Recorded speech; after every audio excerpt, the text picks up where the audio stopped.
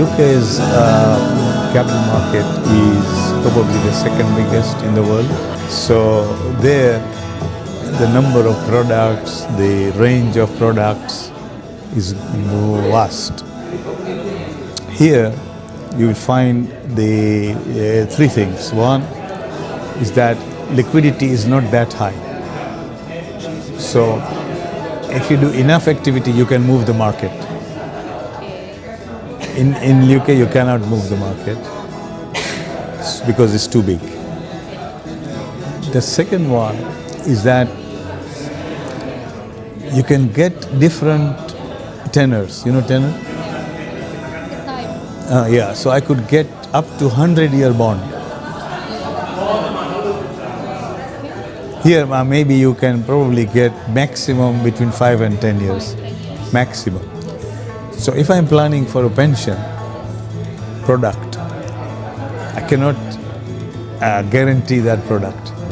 In the UK, if I know that you are going to become a pensioner after 25 years, I can buy a 25-year bond and I can see exactly what I'm going to pay you.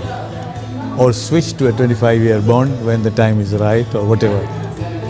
So the capital markets problem is that it has to be liquid. The more liquid it is, the more useful it is.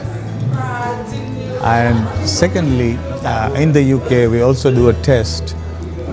We call it a free float. Yeah, but here also you will have the problem. Some companies are controlled by families or small groups. So the tradable capital is small. Therefore, the free float is small and the liquidity is small. So there are many stocks where the free float is quite high. The capital market like OJK for the Islamic Yes, yes. So we have the Financial Conduct Authority, which does this ruling, and a little bit by the Bank of England itself, which is the Prudential Regulatory Authority. It controls the risk. You see, in the capital markets, one of the problems which you may have seen in the UK, there was a fund which was called the Woodward Fund. Woodward, you can read about it now, it's going on. The man was very famous investor. So he was a very popular figure and people used to put money. And it was an open-ended fund. But he had invested in very illiquid stocks. So when the people started asking for money back, he couldn't pay back. So now the FCA is looking at liquidity and promise parameters, right? If you say it is a closed fund, it's fine, because you have made it clear. When you say it's an open fund, tradable anytime, and then you can't trade, then you have a problem.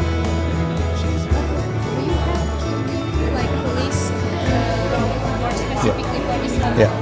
We have three main providers. FTSE, FTSE, Financial Times Stock Exchange. We have MCI, and we have S&P Dow Jones. All of them provide indexes for different things, for benchmarking. All of them also have a Sharia index, composed of Sharia securities, Sharia approved securities. Okay? For 15 years I was on the board of FTSE to choose which shares are compliant and which are not. So you know the tests you must be using of leverage and the level of haram activity and all those things, yes? And then they have done an index of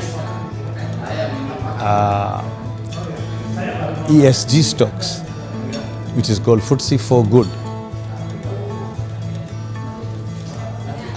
So one of my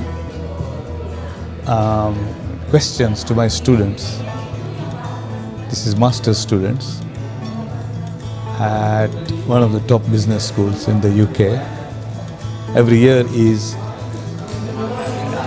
Is the performance of this Sharia and ESG better than the standard index or not?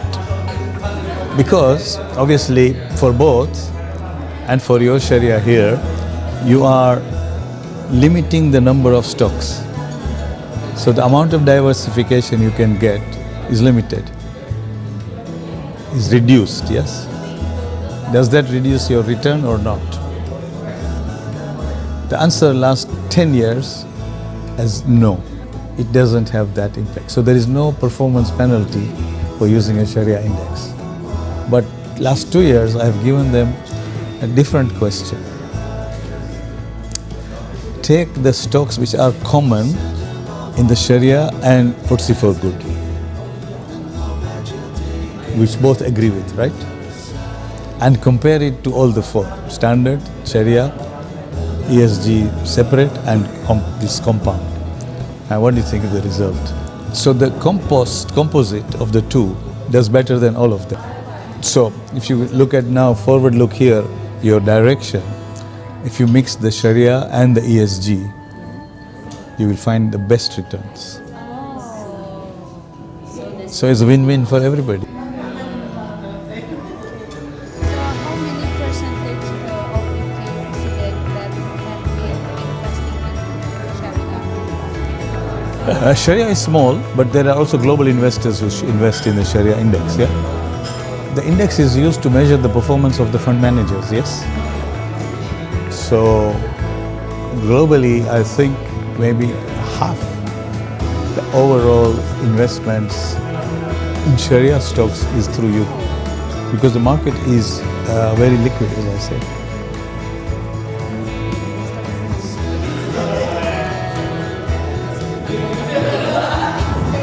No, also from Gulf countries, from because their overseas allocation. See, you will also have this problem here. You cannot invest everything in the Indonesian market. You have to diversify, right? So if you want to invest in the global market, Sharia, you will come to Bangladesh.